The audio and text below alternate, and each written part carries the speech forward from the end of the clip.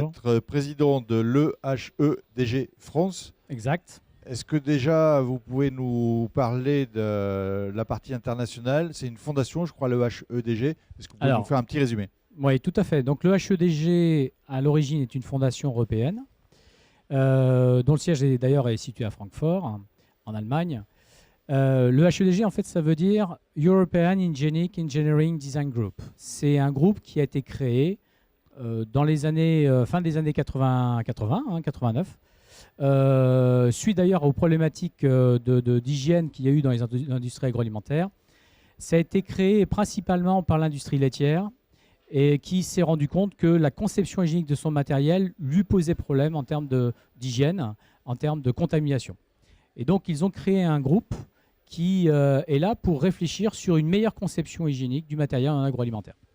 Ça s'est créé en quelle année au niveau international? Donc, aux alentours des années 80, enfin c'était 89 à l'origine, et puis ça a évolué. À l'origine, d'ailleurs, c'était principalement en Allemagne et les pays nordiques. Et puis maintenant, le HEDG s'est étendu sur une quarantaine de pays au monde, dont bien sûr la France. Mais on a aussi les États-Unis, le Japon, la Chine, etc.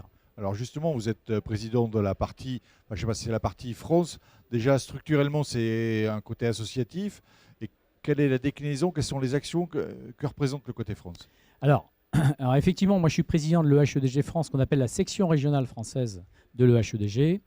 Nous, en France, on est sur une forme un petit peu particulière qui est bien française, qui est l'association Loi 1901, qui a pour avantage, je dirais, de regrouper énormément d'industriels différents, alors des entreprises agroalimentaires, mais aussi des équipementiers, des institutionnels, mais aussi des fabricants de produits, de matériel ou des consultants, autour d'un thème identique qui est la conception. Donc ça, c'est les membres. Mais au niveau des actions, vous faites quoi en action? Alors, au niveau des actions, en fait, le but de l'EHEDG à l'origine, c'est vraiment de promouvoir la conception hygiénique dans l'industrie agroalimentaire. Donc à travers cette promotion, ce que l'on réalise, nous, c'est qu'on va traduire des guidelines qui sont déjà créés au niveau international. Donc le HEDG international crée des groupes de travail sur des points particuliers. Alors, ça peut être des soudures, des problèmes de joints, des problèmes de pompes au niveau de la conception. Et on crée un guide écrit en anglais. À partir de ces guides écrits en anglais, nous en France, on va les traduire. On en a traduit une quarantaine, 44 exactement. Et ces guides sont à disposition des industriels pour pouvoir améliorer leurs problématiques de conception en interne, tout simplement. Mais c'est si important que ça, cette conception hygiénique? Alors c'est plus qu'important parce que la conception hygiénique... Ça se chiffre Oui, ça se chiffre. Alors c'est pas facile parce que ça dépend des secteurs d'activité. Quand vous faites du lait, vous ne faites pas de la viande, vous ne faites pas des produits secs. Donc les problématiques sont un tout petit peu différentes en termes de problématiques de conception et de problématiques de contamination. Mais en fait, on se rend compte qu'améliorer la conception hygiénique, ça ne joue pas simplement sur la sécurité alimentaire.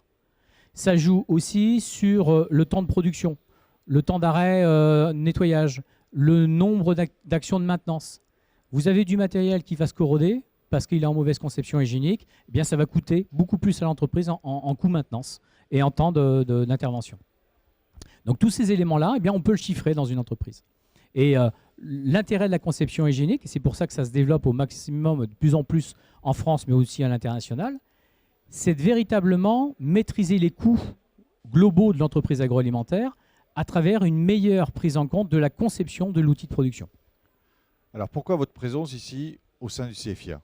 Je crois qu'il y a un lien qui commence à être important avec le CFIA. Alors ce que je voudrais dire quand même, c'est que notre association, elle est déjà basée sur Laval, à la Technopole de Laval, qui est en fait précurseur de la conception en France, puisque c'est eux qui ont mis en place en fait cette association avec 3 membres historiques qui sont l'INRA et le CETIM. Et donc après, effectivement, depuis 2006, puisqu'on fête nos 10 ans ici sur le salon, et c'est un peu pour ça aussi qu'on est là aujourd'hui, c'est que on a souhaité associer les 10 ans de l'EHEDG France avec les 20 ans du CEFIA. Donc c'est un partenariat qu'on a décidé l'année dernière avec les membres du CEFIA. avec la direction du CEFIA, c'était véritablement mettre en avant cette problématique de conception hygiénique parce que ça touche tous les gens qui sont au salon aujourd'hui, tous les industriels, tous les concepteurs de matériel. Et donc, on est là pour essayer de les accompagner, de répondre à toutes leurs problématiques et leurs questions. Et le lien est même plus fort, si j'ai bien compris. Je crois qu'il y a un trophée qui est prévu, c'est ça, l'année prochaine? Alors tout à fait, vous êtes bien renseigné. C'est effectivement, c'est l'occasion d'annoncer un nouveau trophée au CEFIA, qui va être le trophée de la conception hygiénique, le HEDG. Et donc, moi, ce que j'aimerais, c'est que le maximum d'équipementiers, de fabricants se lancent dans cette innovation, dans ce trophée, pour essayer de nous proposer du matériel l'année prochaine, en 2017 au CEFIA, un matériel qui va être élu meilleure conception hygiénique par un jury international. Donc on va faire venir le président de l'EHEDG international, plus des membres de l'international, des membres français, etc. Et on a déjà une idée un petit peu sur le cahier des charges qui sera. Alors ça c'est encore un fourni, petit peu. Il n'est pas encore finalisé parce que c'est pas évident pour. Il n'est pas finalisé parce qu'effectivement on peut toucher à plein de secteurs d'activité différents. On est en train de le finaliser, y compris avec le CEFIA comme partenaire. Mais on va vous tenir au courant par rapport à ça, puisqu'il faudra retirer les demandes de candidature, j'irai dans 3-4 mois à peu près. Voilà. Donc c'est vraiment la prise en compte de la conception hygiénique par le salon. Est-ce que les industriels en ont également conscience? Alors, c'est un peu pour ça qu'on est là. C'est-à-dire que de plus en plus, les industriels en ont conscience. J'ai eu des entreprises qui sont venues ce matin sur notre stand, hein, donc on est au Hall 10, hein, et sur notre stand, on a eu des industriels qui sont venus nous dire en disant bah, c'est vrai que nous, on veut faire évoluer notre matériel en production. Et donc, comment on peut faire? D'autres, des équipementiers qui se sont dit bah, nous, on voudrait améliorer et être certifiés. Parce que ce qu'il ne faut pas oublier, c'est que le HEDG certifie du matériel en conception hygiénique et en hygiène. Donc ça, c'est le Actalia qui certifie ce matériel. Donc il y aura une keynote d'ailleurs demain, je crois. Non, oui, c'est ça, demain, sur la certification au HEDG. Et donc ce matériel qui est certifié, c'est un matériel qui assure une bonne nettoyabilité pour l'industriel. Donc c'est ça l'intérêt, c'est d'avoir du matériel dont on est sûr que le nettoyage va être optimal. Et le matériel suffit? Si on met des matériels homologués les uns à côté des autres, ça ne fait pas un site qui l'est? Si, ou... ce serait génial si ça marchait comme ça. Hein. Mais malheureusement, c'est pas aussi simple. C'est-à-dire que le matériel en soi, il est testé, il est certifié. Maintenant, mise en place sur une ligne, ça ne veut pas dire que la ligne est en conception hygiénique. Certifié en tant que tel. Voilà, tout à fait. On ne certifie pas de ligne, on certifie du matériel. Par contre, on a des consultants. Alors moi, c'est mon cas, puisque moi, je suis gérant d'un organisme de conseil qui s'appelle IDIAC. Et à travers ces organismes, on va dans les entreprises et on accompagne des industriels sur l'analyse de leurs problématiques de conception sur l'ensemble de leurs lignes.